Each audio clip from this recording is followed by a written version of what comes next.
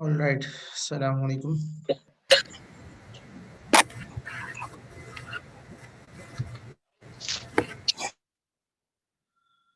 अच्छा जी, last time जो हमारी डिस्कशन हुई थी वहीं से कंटिन्यू करते हैं। लास्ट टाइम हमने डिफरेंट एस्पेक्ट से जो हमारा सबसे इससे लास्ट क्लास में तो हमने ऑपरेटिंग सिस्टम को डिस्कस किया था। ठीक है, ऑपरेटिंग सिस्टम के डिफरेंट एस्पेक्ट्स को स्टडी किया था। और लास्ट क्लास में हमने तो उसके बाद मैं टॉपिक मैं रिकॉल नहीं कर पा रहा।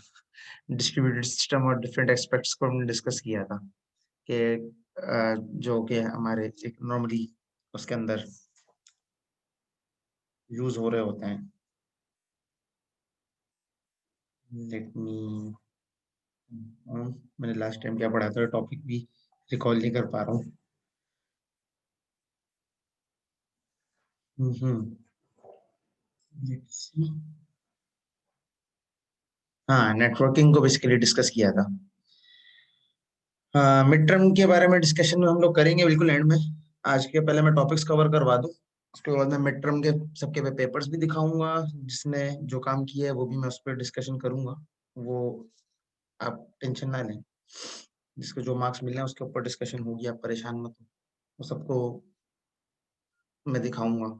ठीक है, जो सबमिशन हुई थी उसकी वजह से किसने क्या मिस्टेक की थी जिसकी वजह से इतना अजीब व गरीब रिजल्ट आया है, जिसको देख के मैं भी शॉक्ड हूँ कि ऐसा रिजल्ट क्यों आया है। खैर वो बात की डिस्कशन है, उसको मैं भी नहीं डिस्कस कर रहा। तो मैं आज के टॉपिक्स पहले मैं कवर कर लूँ जो डिस्कशन करनी है, उसके बाद मैं इंशाल्लाह उसके ऊपर आऊंगा। वो हम डिस्कस आज ही करेंगे, इसको वाइंड अप आज ही करेंगे, परेशान मत हो। ठीक है, ऑलराइट। तो नेटवर्किंग और डिफरेंट डिवाइसेस जो नेटवर्क्स के अंदर यूज होती हैं, इसके अलावा जो मॉडल्स हैं नेटवर्किंग के, उनको हमने डिस्कस किया था। आज का जो डिस्कशन का टॉपिक है वो सॉफ्टवेयर इंजीनियरिंग है। ठीक है, अच्छा, इसके साथ साथ ये एक और बात बताना चलूंगी, कोर्स हमारा तकरीबन एंड हो चुका है। ठीक है, तो अब अपनी प्रेजेंटेशंस आप लोग अब रेडी करना शुरू कर दें कि most probably from next to next week से हम लोग प्रेजेंटेशंस के ऊपर आ जाएं, क्योंकि एक दो टॉपिक्स के अलावा हम सारे टॉपिक्स कवर कर चुके हैं जो आउटलाइन में।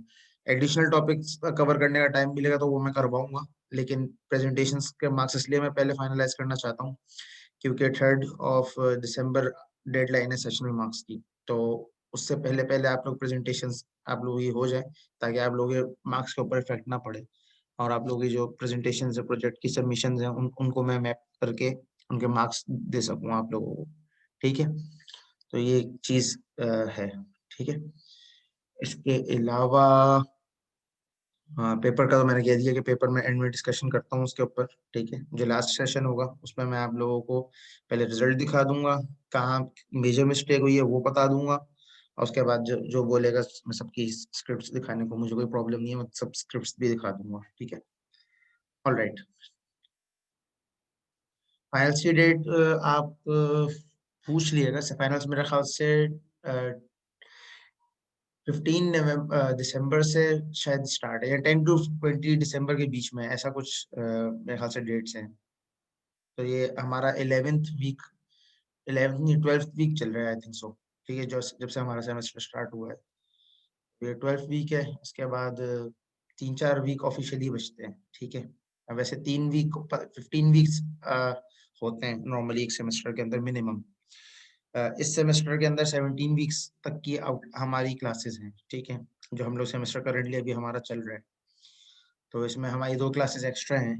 तो उस 2 क्लासेस में हम लोग एक्स्ट्रा चीजें पढ़ लेंगे, कोई मसला नहीं है। और टॉपिक्स तो इतने हैं कि जितना पढ़ना चाहें आप पढ़ सकते हैं। ठीक है, टॉपिक्स तो बेतहाशा है, लेकिन देखना ये भी है कि आप लोग उसको ग्रेस्प कर सकें। ठीक है, मिड के टॉपिक नॉर्मली रिपीट नहीं होते, लेकिन मैं ये कहता हूँ कि आप एहतियातन एक दफा उसको रिकैप कर लें।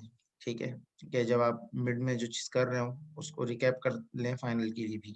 लेकिन ज्यादातर प्रैक्टिस यही होती है कि मिड के टॉपिक्स रिपीट नहीं होते, जो आफ्टर मिड पढ़ा है वो आफ्टर मिड में ही आता है। ठीक है, नॉर्मल प्रैक्टिस ये है। अगर जो भी होगा वो उसके अकॉर्डिंगली मैं बता दूंगा।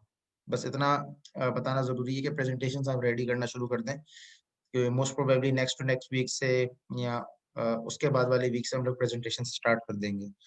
ये ना हो कि आप उसमें प्रेजेंट करने का मैं बोलूँ और आप के पास प्रेजेंटेशन ना हो, तो वो प्रिपेयर करना शुरू कर दें। ठीक है, क्योंकि अभी जो भी हो चुका है उसको बालाए ताक रख के अभी क्विज आपके हाथ में है, जिसमें आप अच्छा स्कोर अभी भी गेन कर सकते हो। ठीक है, अभी भी आपके पास चांस है, एक आध क्विज है, तो उसको अच्छा कर ले तो उसकी बेस के ऊपर आपका ऑल द एवरेज स्कोर अच्छा हो सकता है क्विज में। ठीक है, असाइनमेंट्स के प्रेजेंटेशन अगर अच्छी दोगे तो ऑटोमेटिकली असाइनमेंट्स में मार्क्स आपके ऑटोमेटिकली अच्छे हो जाएंगे, क्योंकि मैं असाइनमेंट्स और प्रेजेंट ऐसा प्रोजेक्ट को जो आपकी प्रेजेंटेशन है उसको साथ लेके चल रहा हूँ। ठीक है, तीसरी चीज आपकी फाइनल्स हैं। फाइनल्स आप अच्छे कर सकते हो, आपको इश्यूज आज पता चल जाएंगे कि आपने क्या प्रॉब्लम करी है। ठीक है, आप प्रॉब्लम्स को अंडरस्टैंड करो। पहली बात तो ये है कि मानो कि प्रॉब्लम हो चुकी है। ठीक है, उस प्रॉब्लम को सीरियस लेते हुए उसके लिहाज से ऐसा काम करो जिससे आपके रिजल्ट्स अच्छे हों।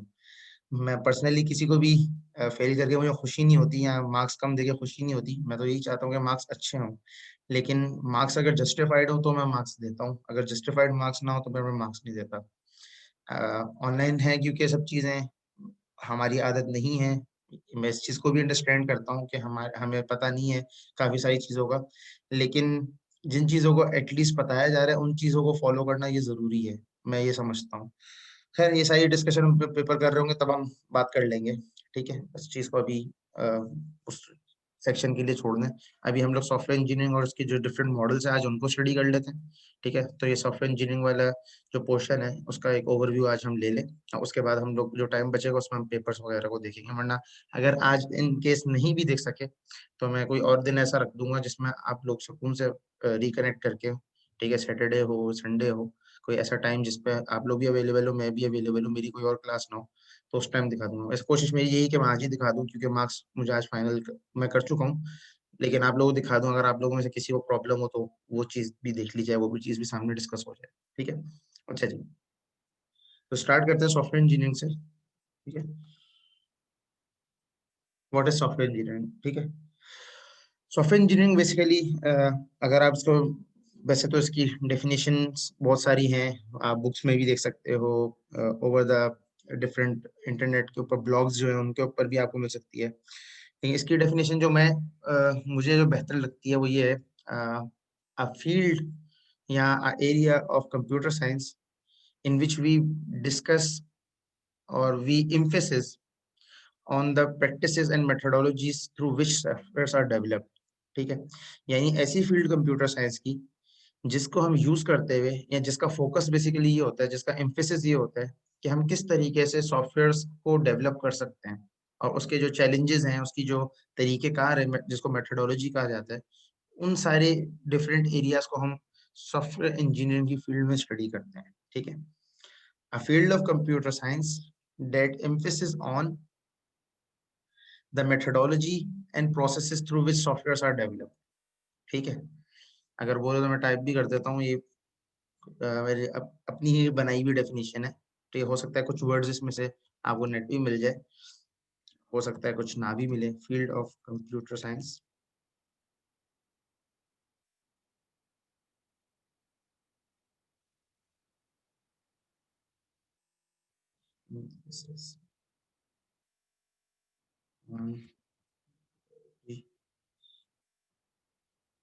एंड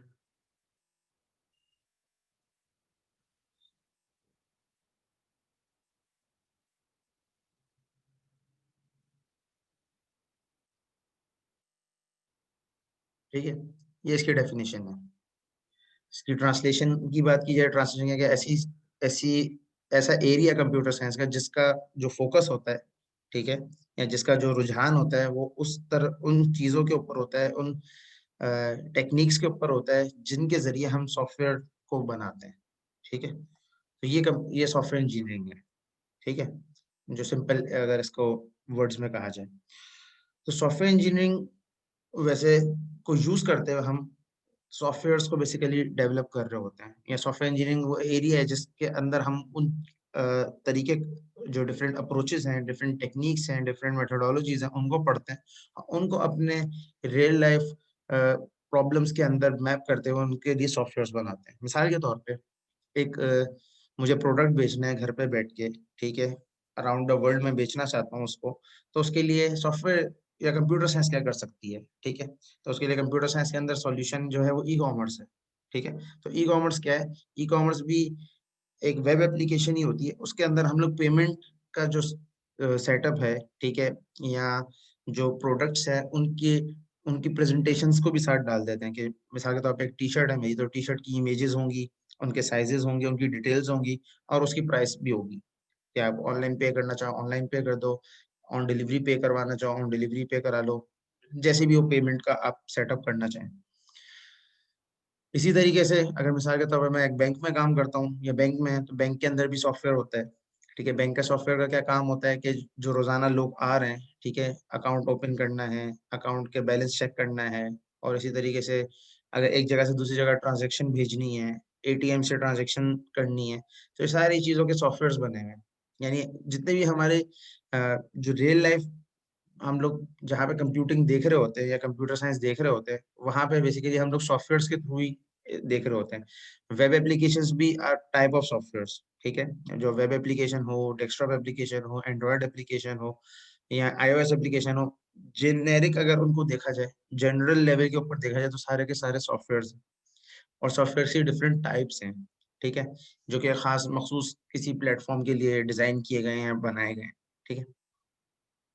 तो जब भी हम कोई भी सॉफ्टवेयर बनाते हैं, तो उसके लिए हमें कोई ना कोई एक तरीकेकार चाहिए होता है, या उस तरीकेकार को फॉलो करते हुए अगर बनाया जाए, तो हम ऑथेंटिकेट कर सकते हैं या वैलिडेट कर सकते हैं कि ये जो सॉफ्टवेयर बना है, ये सही तरीके से बना है। मिसाल के तौर पे जैसे घर बनता है, ठीक है, तो घर की जब कंस्ट्रक्शन होती है, तो घर की कंस्ट्रक्शन से पहले उसका एक उसकी ड्राइंग बनती है, ठीक है। आर्किटेक्ट जो होता है, जो सिविल इंजीनियर्स होते हैं, वो डायग्राम बना के देते हैं, जिस डायग्राम से बेसिकली उसका नक्शा क्या होगा, उसमें कहाँ पिलर्स होंगे, कहाँ पिलर्स बनाने चाहिए, उसकी लोकेशन कैसी हो, विंडोज कहाँ पे बने, ये सारी चीजों को हम एक पहले उसका ड्राफ्ट बना लेते हैं, ठीक है, एक डायग्रामेटिक व्यू बना लेते हैं उसका। और फिर उसके बाद उस व्यू को देखते हुए जो हम तैयार करते हैं, उसको देखते हुए फिर एक्चुअल जो घर है वो तैयार किया जाता है, ठीक है। इसी तरीके से सॉफ्टवेयर के अंदर भी हम यही काम कर रहे होते हैं कि जब सॉफ्टवेयर हम बनाने जा रहे होते हैं, ठीक है, तो कुछ तरीके, बहुत सारे तरीके कार है, उन तरीके कारों में से किसी एक तरीके को भी हम फॉलो कर सकते हैं, जिनको हम मॉडल्स कहते हैं, सॉफ्टवेयर इंजीनियरिंग मॉडल्स कहते हैं। तो सॉफ्टवेयर इंजीनियरिंग के बहुत सारे मॉडल्स हैं, ठीक है, 10 to 11 मॉडल्स आ चुके हैं तकरीबन, ठीक है। हम सारों को नहीं देखेंगे, हम कुछ को देखेंगे जो फेमस हैं या जो मेजरली यूज होते हैं। उन सबका एक ही मकसद है कि किस तरीके से जो सॉफ्टवेयर बन रहा है वो रिक्वायरमेंट्स को पूरा कर रहे, और जिस मकसद के लिए सॉफ्टवेयर बनाया जा रहा है वो मकसद पूरा हो, ठीक है। मिसाल के तौर पर अगर वेब एप्लीकेशन बनाई जा रही है, हाँ, उसका मकसद है कि बच्चा एक डॉक्यूमेंट अपलोड कर सके या डॉक्यूमेंट को डाउनलोड कर सके, अपना रिजल्ट देख सके, तो उसमें वो सारी चीजें हो रही हो। इसी तरीके से अगर कोई एक बंदा कोई चीज ऑनलाइन परचेस करना चाहता है, तो ऑनलाइन परचेस करने के लिए क्या होना चाहिए, पूरा एक मैकेनिज्म, उसके लिए पहले पूरी सर्च करना, उसके ऊपर डिस्कशन करना, उसकी डॉक्यूमेंटेशन करना, उसके बाद फिर उसके ऊपर काम करना, ठीक है। तो जो सबसे बेसिक मॉडल है, या जो सबसे बेसिक कह लें आप तरीका है जिससे सॉफ्टवेयर बनाए जाते हैं, उसको HDLC कहा जाता है। HDLC स्टैंड्स फॉर या abbreviated as software development life cycle.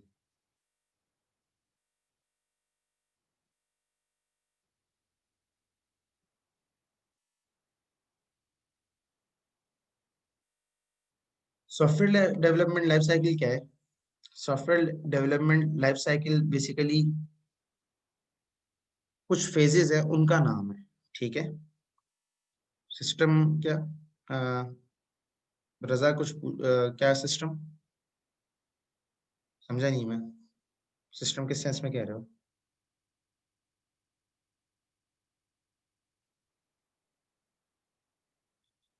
System नहीं, सॉफ्टवेयर डेवलपमेंट लाइफ साइकिल होती है, सिस्टम डेवलपमेंट लाइफ साइकिल कब से आ गई? उसमें सबसे पहले मैं उसके ब्लॉक्स पहले बना लेता हूँ, जो फेजेस हैं बेसिकली इसके।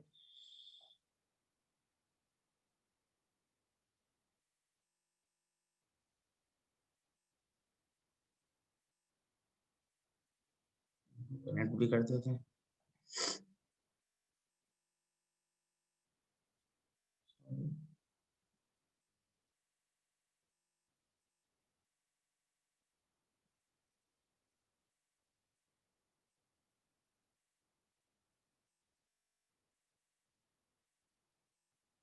तो सबसे पहला जो काम होता है सॉफ्टवेयर डेवलप जब किया जा रहा होता है, उसमें सबसे पहला जो और इम्पोर्टेंट काम जो होता है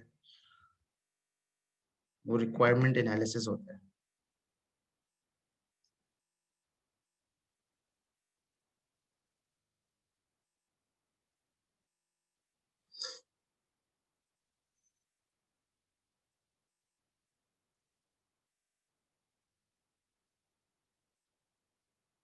रिक्वायरमेंट एनालिसिस क्या होता है, क्यों होता है, इसके ऊपर मैं डिस्कशन करता हूँ, वो चीज़ मैं क्लियर करता हूँ आप लोगों को।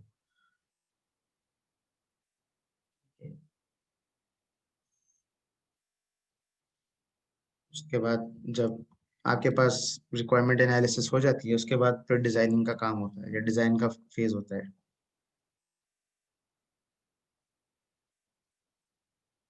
डिजाइन के फेज के बाद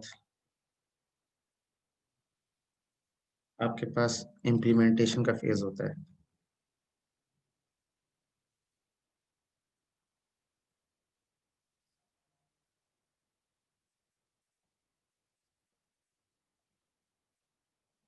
इम्प्लीमेंटेशन के बाद टेस्टिंग होता है। टेस्टिंग का फेज होता है। तो ये एक जनरल कह लें सॉफ्टवेयर डेवलपमेंट लाइफ साइकिल है। कुछ बुक्स ने या कुछ आर्टिकल्स ने इस टेस्टिंग के बाद एक और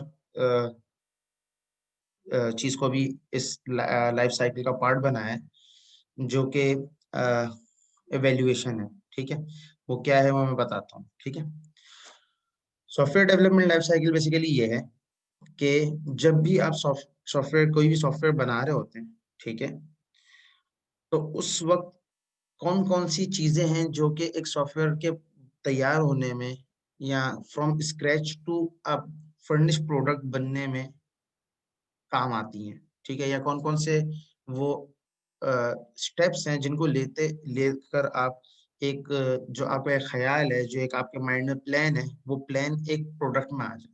ठीक है, तो सबसे पहला काम जो उसमें होता है वो रिक्वायरमेंट एनालिसिस होता है। रिक्वायरमेंट एनालिसिस का मतलब क्या है? रिक्वायरमेंट एनालिसिस का मतलब ये है कि जो चीज आप बनाने जा रहे हैं उसके लिए आपको क्या क्या चाहिए।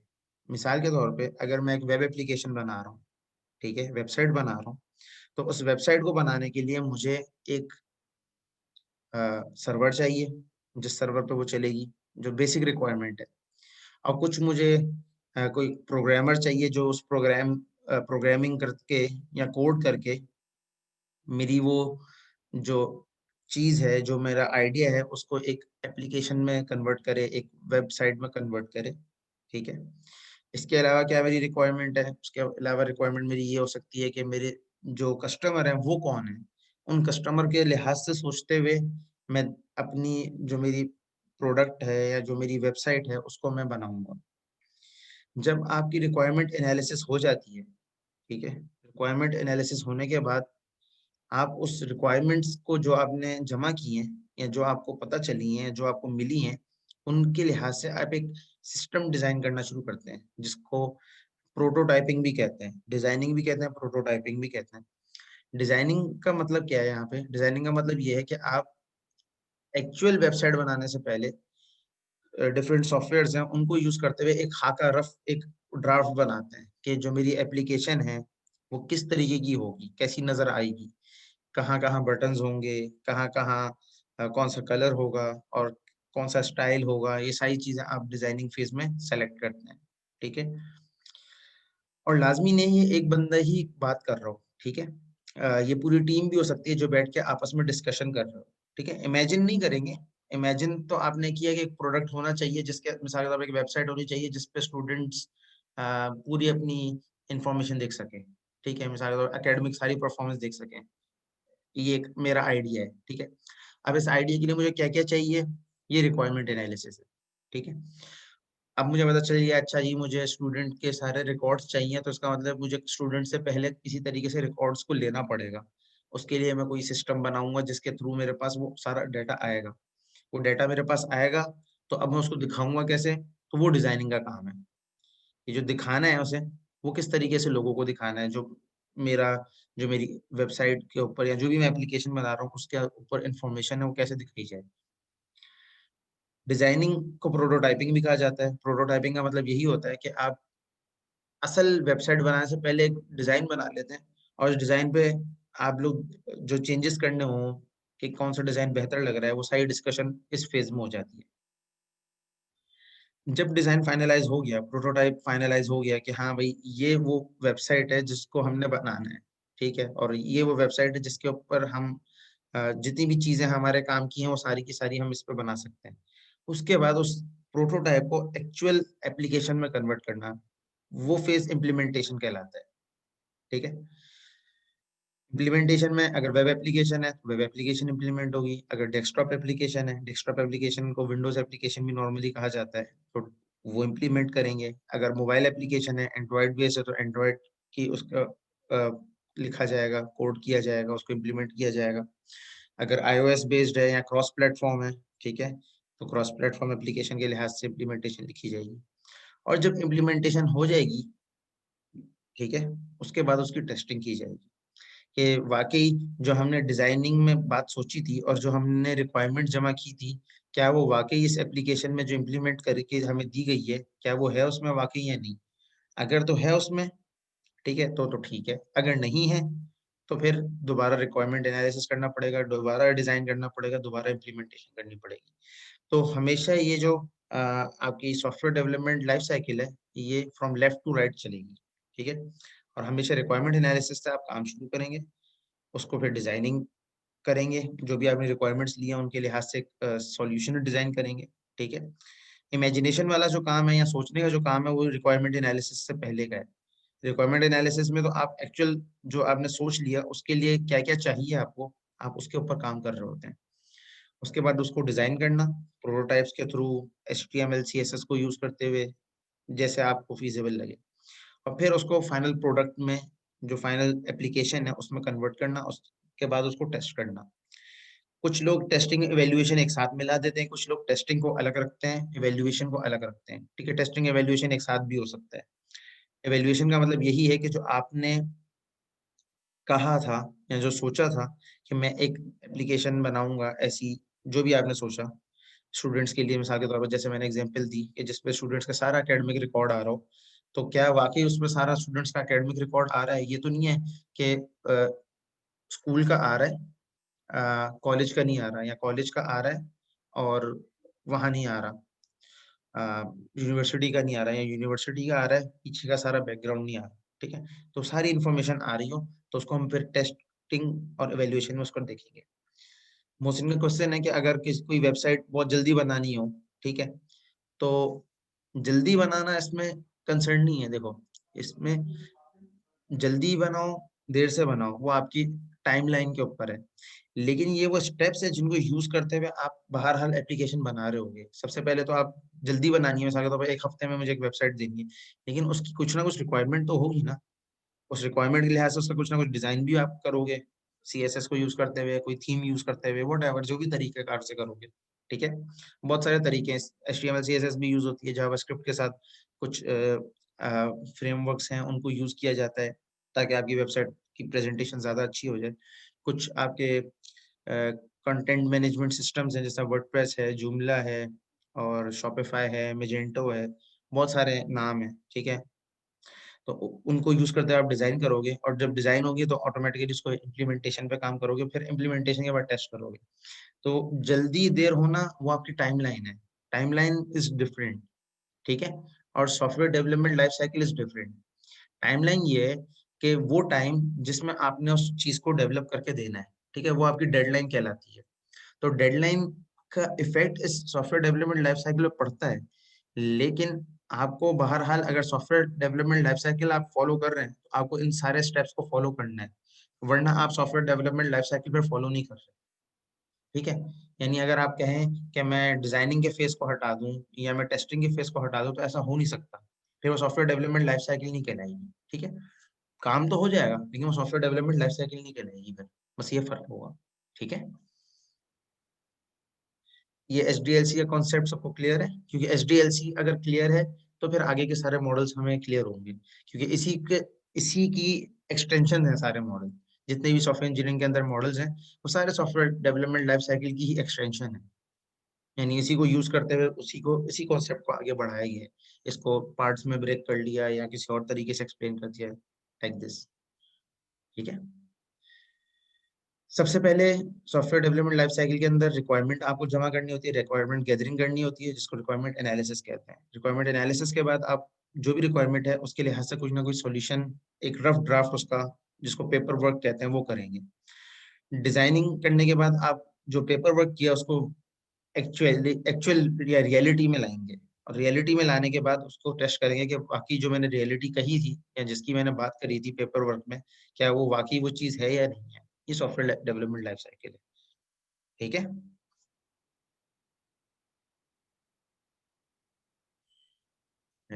फिगर को क्लियर कर देता हूँ, ड्राइंग्स को सबको। ठीक है, आगे बढ़ते हैं। चलिए, सॉफ्टवेयर इंजीनियरिंग मेथोडोलॉजीज।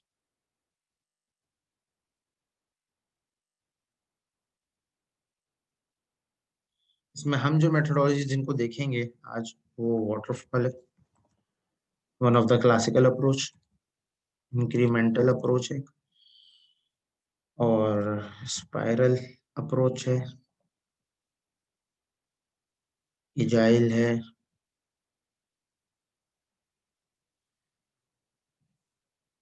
और एक्सपी है। XP means extreme programming.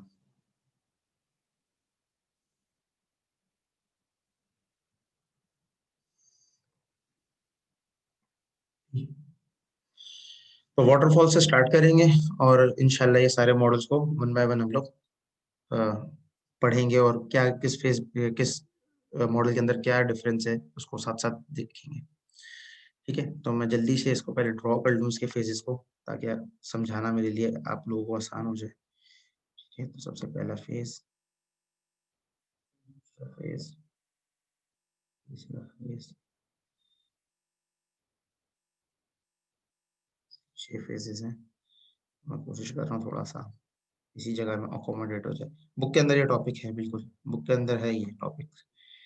Book के अंदर डिटेल में नहीं है बहुत, बुक के अंदर बहुत शॉर्ट डिटेल में इसकी डिस्कशन की हुई है। तो मैं इसलिए इसको डिटेल में कर रहा हूँ, क्योंकि ये वो कॉन्सेप्ट है, अगर इन चीजों को नहीं समझा तो सॉफ्टवेयर इंजीनियरिंग का आपको समझ नहीं आएगा। तो इसलिए मैं इसको थोड़ा सा डिटेल में डिस्कस कर रहा हूँ। बुक के अंदर उन्होंने जस्ट नाम बताए और थोड़ा थोड़ा शॉर्ट शॉर्ट में बहुत डिस्कस किया है। ठीक है, एचडीएलसी को उन्होंने डिस्कस किया बुक में, और वाटरफॉल इंक्रीमेंटल, इनके नाम और छोटी छोटी डेफिनेशंस कह लें आप, वो दिए हैं। लेकिन फेजेस के बाद के ऊपर डिस्कशन, फेज वाइज डिस्कशन नहीं की हुई। इसी तरह से मॉड्यूलरिटी को डिस्कस किया, तो मॉड्यूलरिटी में इसी में डिस्कस कर दूंगा साथ। ठीक है, मॉड्यूलरिटी के ऊपर उन्होंने डिस्कशन की हुई है, उसको मैं साथ इसमें एम्बेड कर दूंगा। ठीक है, तो वो परेशान होने की जरूरत नहीं है उसके लिए। एचडीएलसी जेनेरिक है, वो मेथोडोलॉजी में नहीं आता। वो हर सॉफ्टवेयर की डेवलपमेंट लाइफ साइकिल है। जो भी आप सॉफ्टवेयर बनाओगे उसकी यही लाइफ साइकिल होती है। ठीक ठीक है, तरीके कार डिफरेंट हो सकते हैं, लेकिन लाइफ साइकिल एक ही होती है। ठीक है, सबसे पहले रिक्वायरमेंट,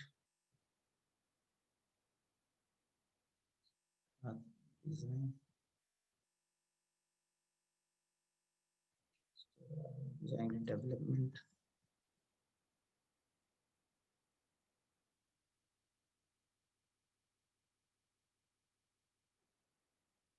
मेथोडोलॉजीज में तो है वाटरफॉल, मोहम्मद अवैस। एचडीएलसी हमने पढ़ लिया। ठीक है, हमें पता चल गया कि जनरल लाइफ साइकिल क्या होती है एक सॉफ्टवेयर की। ठीक है, वो 4 फेज 5 फेज जो है वो हमने पढ़ लिए। अब उसके बाद उस लाइफ साइकिल के अंदर हर स्टेप को इम्प्लीमेंट करने के लिए कौन कौन सी अप्रोचेज हैं, वो बेसिकली मेथोडोलॉजीज हैं। तो उसमें वाटरफॉल सबसे बेसिक और one of the classical approach है। तो अब उसको डिस्कस कर रहे हैं, फिर बाकी मॉडल्स को एक एक करके डिस्कस करेंगे। ठीक है, डेवलपमेंट के बाद है टेस्टिंग। तो टाइम भी एंड होने वाला है, मैं जल्दी से इसको कवर करने की कोशिश करूँ, क्योंकि दोबारा ड्रॉ करेंगे और टाइम लग जाएगा।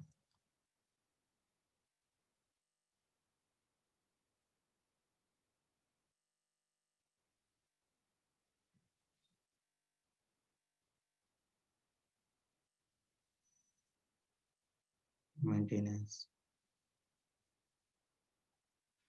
अच्छा जी, सॉफ्टवेयर डेवलपमेंट की जो मेथोडोलॉजीज है उसमें से वाटरफॉल सबसे क्लासिकल अप्रोच है। अच्छा, और वाटरफॉल का जो रूल है वो ये है कि हमेशा आप रिक्वायरमेंट से स्टार्ट करेंगे और स्टेप बाय स्टेप इन सारे प्रोसेस को करेंगे। यानी आप ये नहीं कर सकते कि आप बीच से किसी भी स्टेप को अप्लाई कर लें या बीच से कोई स्टेप यूज कर लें या बीच से कोई स्टेप स्किप कर दें। तो जब भी आप वाटरफॉल को यूज करते हुए काम करेंगे तो आप इन सारे फेजेस को वन बाय वन करेंगे।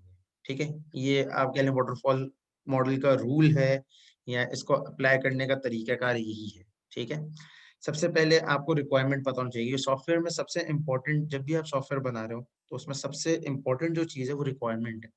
क्योंकि आप सॉफ्टवेयर बना क्यों रहे हैं, आपको यही नहीं पता अगर, तो आप बनाएंगे क्या, ये नहीं पता चल सकता। ठीक है, तो आपको पता होना चाहिए कि मेरा गोल क्या है, मैं बनाने क्या जा रहा हूँ।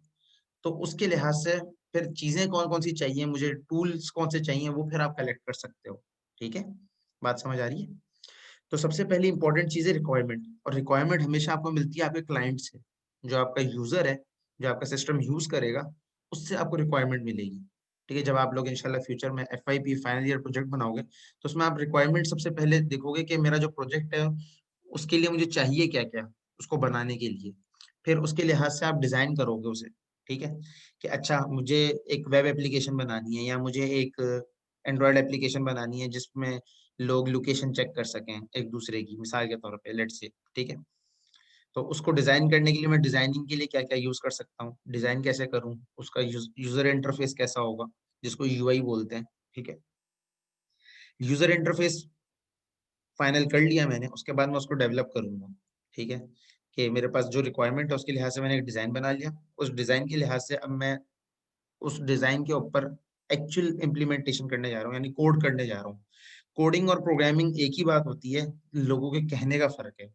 कोई ये कहे मैं कोडिंग करता हूँ, मैं कोई कहे मैं प्रोग्रामिंग करता हूँ, वो एक ही बात है। ठीक है, तो डेवलपमेंट में आपकी coding and programming basically use हो रही होगी। ठीक है, टेस्टिंग क्या है, जो आपने डेवलप किया है वो आपकी रिक्वायरमेंट से मैप कर रहा है नहीं कर रहा। ठीक है, तो ये इन दोनों की मैपिंग जो है बेसिकली डेवलपमेंट और रिक्वायरमेंट की, वो टेस्टिंग है कि जो मैंने सोचा था, जो मैंने कहा था, वो चीज वाकई में हो रही है मेरी एप्लीकेशन के अंदर या नहीं हो रही। तो इस चीज को टेस्ट करना, और टेस्टिंग के बाद अगर वो चीज वाकई वही सही चीज है, जैसा सोचा था वही चीज मैंने डेवलप कर ली है, मेरे डेवलपर ने बना के मुझे दे दी है, उसके बाद मैं उसको डिप्लॉय करूंगा। डिप्लॉय करने का मतलब ये होता है कि लोगों तक पहुंचाऊंगा मैं उसको। ठीक है, चाहे वो कंपनी के अंदर हो, चाहे वो प्ले स्टोर के थ्रू हो, चाहे वो जिस तरीके से आप उसको पहुंचाना चाहें। और फिर उसके बाद उसकी मेंटेनेंस। मेंटेनेंस क्या है कि जो भी उसमें बग आए, कोई एरर है, तो उसको मेंटेन करना।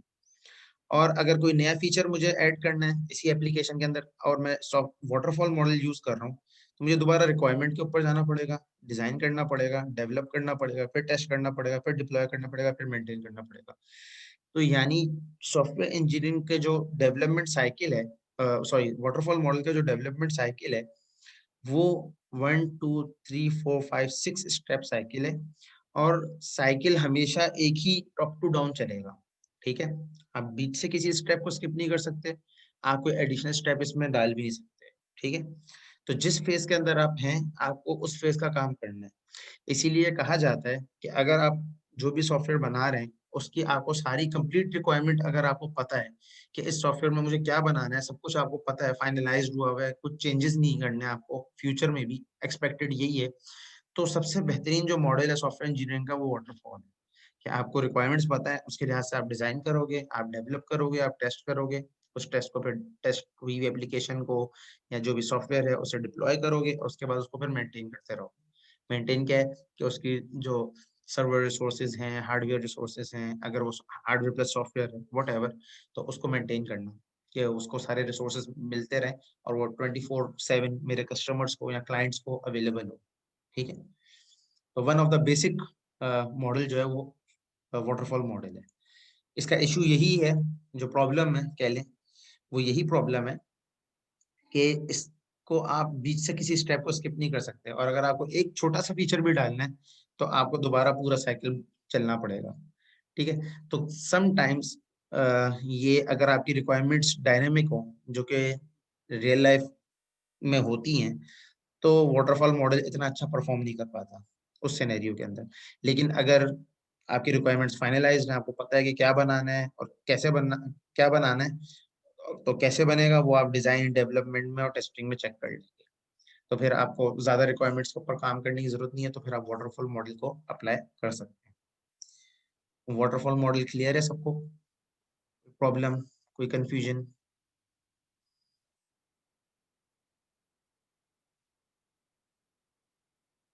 सबको क्लियर है?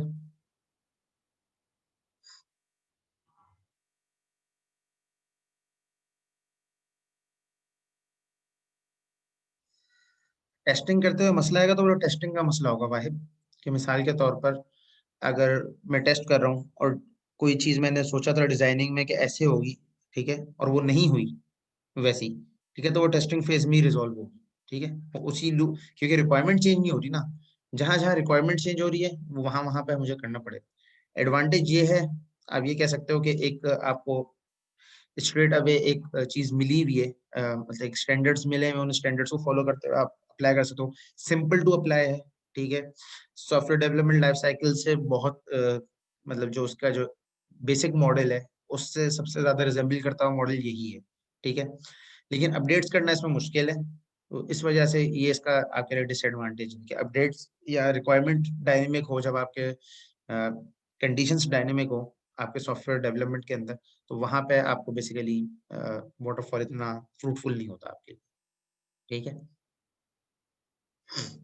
इजी टू इम्प्लीमेंट इसका सबसे बड़ा एडवांटेज है, आप ये कह सकते हो। इजी टू इम्प्लीमेंट मेथडोलॉजी है या इजी टू यूज मेथडोलॉजी।